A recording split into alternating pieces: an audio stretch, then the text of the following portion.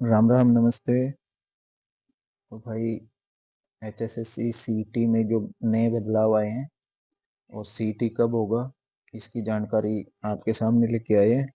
अगर आपको जानकारी अच्छी लगे तो चैनल को सब्सक्राइब जरूर कर लीजिए और वीडियो को शेयर जरूर कर दीजिएगा, ताकि सभी को ये जानकारी मिल सके कि सीईटी में क्या क्या बदलाव आए हैं और हमें क्या क्या इसमें केयर रखना पड़ेगा। तो बात कर लेते हैं इसकी। तो सबसे पहले फर्स्ट पॉइंट इसमें जो आया है, इसमें ये रखा गया है कि पीआरटी टीजीटी जो टीचिंग वैकेंसीज हैं उनको सीटी से बाहर रखा गया है। तो इस पे कोई भी असर नहीं पड़ेगा पीआरटी और टीजीटी पे। सीईटी का स्कोर इसमें नहीं इंक्लूड किया जाएगा। इसका ये बताया गया है रीजन, क्योंकि पीआरटी और टीजीटी का पहले से ही एचटेट होता है। पहले से ही एक टीचिंग का एलिजिबिलिटी टेस्ट होता है, एचटेट। तो इसलिए सीटी से इसको दोनों को बाहर रखा गया है।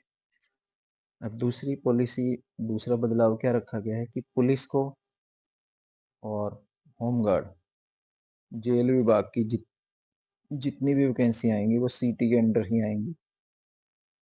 तो ये एक बदलाव है कि पुलिस, होमगार्ड और जेल विभाग में जितनी भी वैकेंसी होंगी वो सब सीटी के अंडर ही होंगी। तो एक ये चेंज आया है इसमें। तीसरा जो चेंज आया है वो है नेपाल और भूटान के कैंडिडेट भी सीईटी भर सकेंगे। ये तो अजीबोगरीब चेंज है। हरियाणा के लिए वैकेंसी पूरी नहीं हो रही है, तो ये नेपाल भूटान के तो इंक्लूड करके और ज़्यादा गलती हो जाएगा। अब इसमें सरकार की सोच ये नहीं पता क्या हो सकती है, पर ये एक चेंज किया है। भाई फोर्थ, अग्निवीर के लिए सीटी लागू नहीं होगा।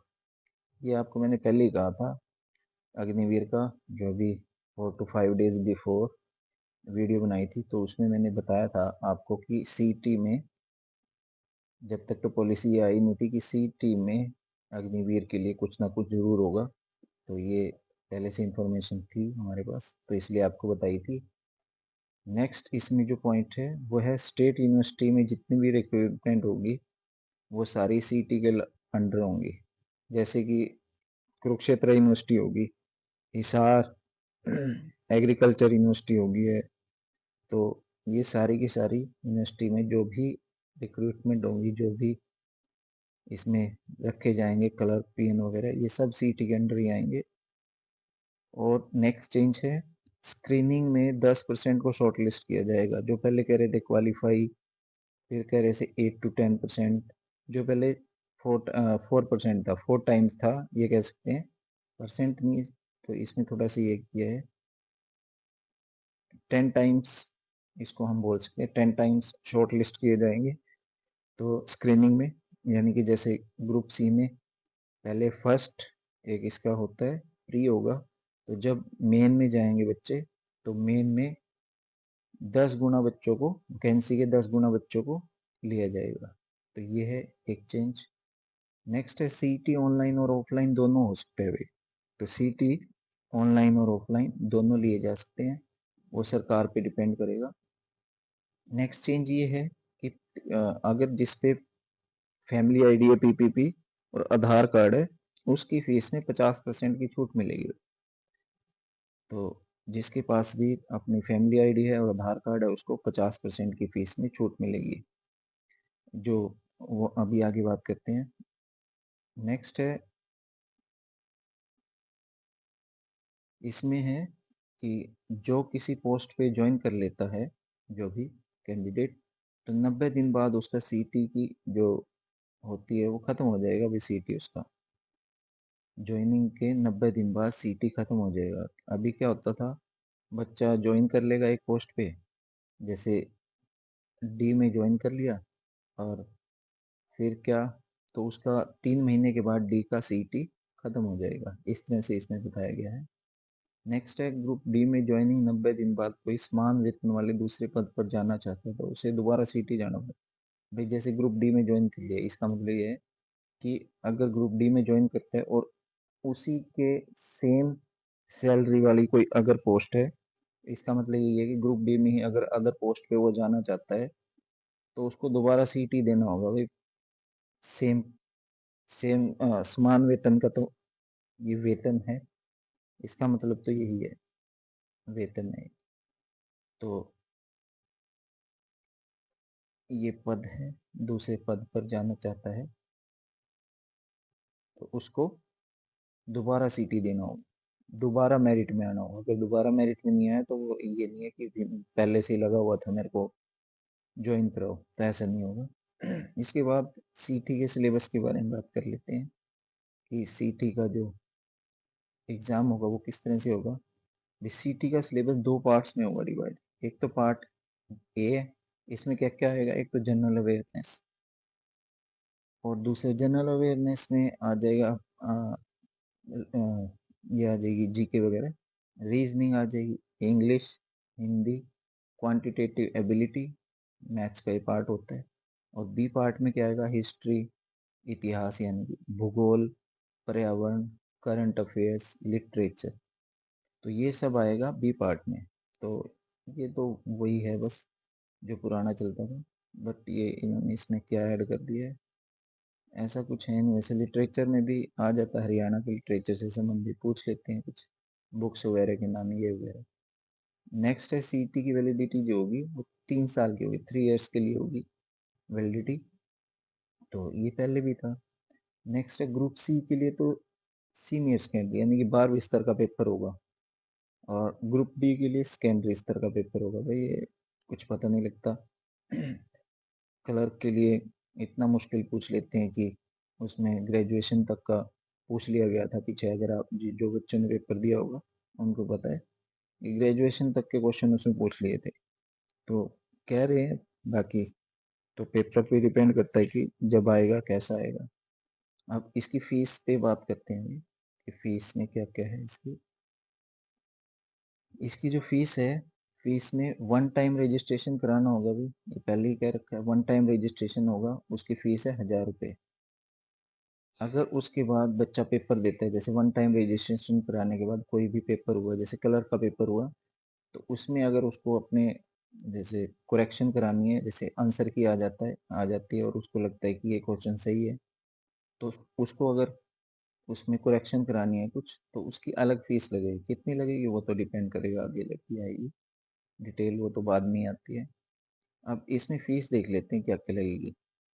ये जो वन टाइम फीस है जनरल की 1000 रुपये, जनरल के लिए सभी के लिए 1000 रुपये जो ये फीस है, इसके इसी की बात कर रहे हैं।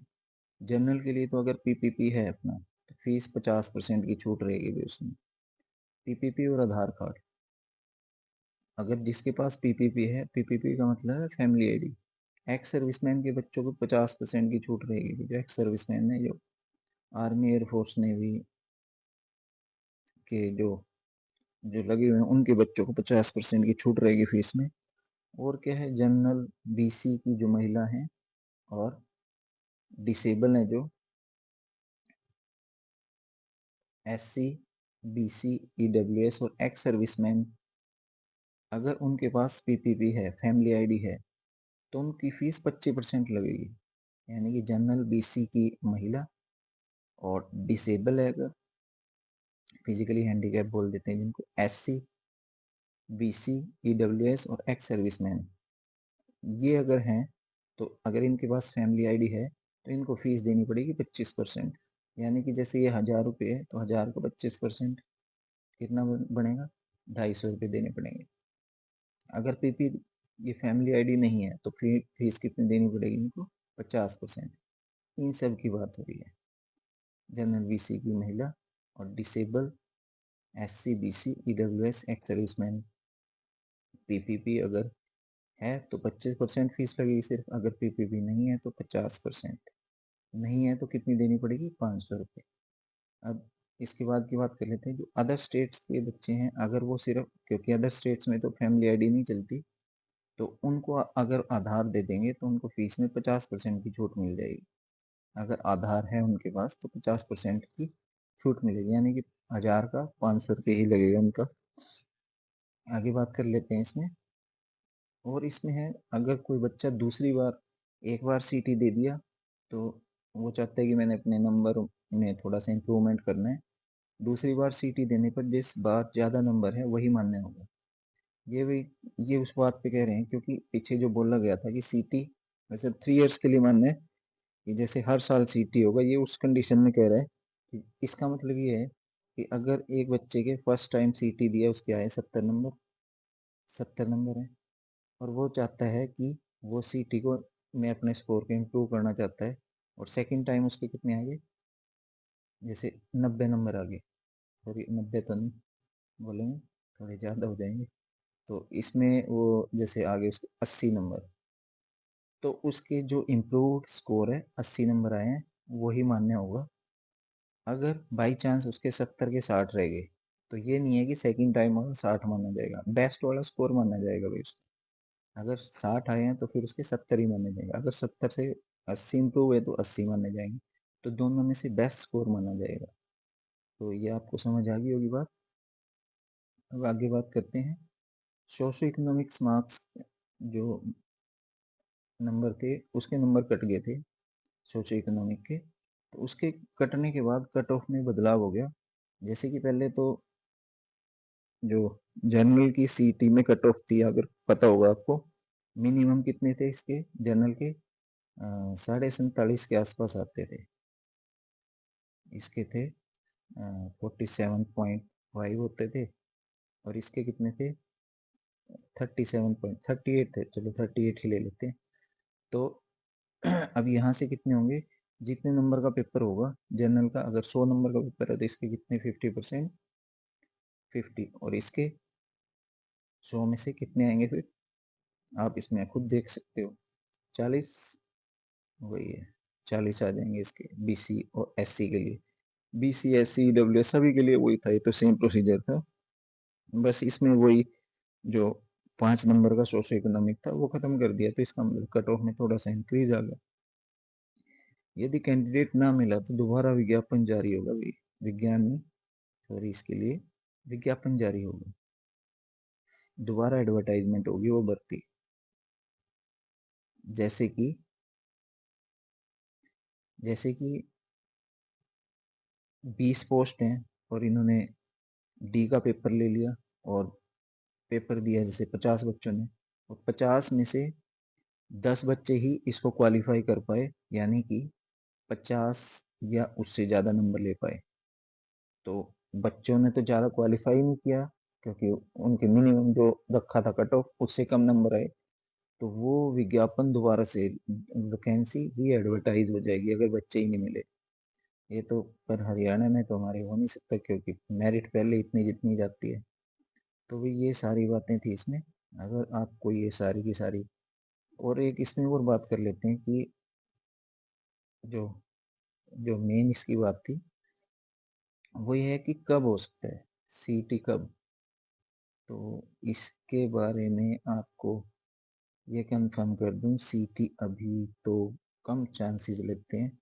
जो अभी पीछे न्यूज़ आ रही थी फरवरी फरवरी के लास्ट वीक में, फरवरी के थर्ड वीक में, देखो बच्चों बिल्कुल ये ऑथेंटिक बात कर रहा हूँ कि अभी सीटी होने के चांसेस कम है, क्योंकि अभी तो फॉर्म फिलअप ही नहीं होने स्टार्ट हुए, तो अभी सीटी कहाँ से हो जाएगा, फॉर्म भरे जाएंगे, उसके बाद एजेंसीज, सरकार एजेंसी हायर करेगी जो कैमरा सिक्योरिटी ये सब करती है, पेपर वगैरह कंडक्ट करने के लिए सिक्योरिटी तो लगानी पड़ती है ना, स्कूल्स में जो कैमरे वगैरह लगते हैं, तो ये सब काम होंगे, तो ये इसके लिए टाइम लगेगा अभी। तो मैं अगर कम से कम भी बात करूं तो मैं अभी इसको मतलब ये लगा के चल रहा हूँ, बस अप्रैल तक हो सकता है, पर मेरा इससे ज़्यादा ही जाएगा, अप्रैल से पहले नहीं होगा, अप्रैल से आगे जाएगा। तो ये बच्चों थी न्यूज़ आपके लिए, ऑथेंटिक बात ही करेंगे, कोई भी इसमें ये नहीं है बढ़ा चढ़ा के बात करेंगे, तो यही जानकारी थी। अगर जानकारी अच्छी लगे तो चैनल को सब्सक्राइब जरूर कर लीजिए और लाइक शेयर जरूर कर दीजिए वीडियो। तो आज के लिए बस इतना ही, सभी भाइयों को राम राम।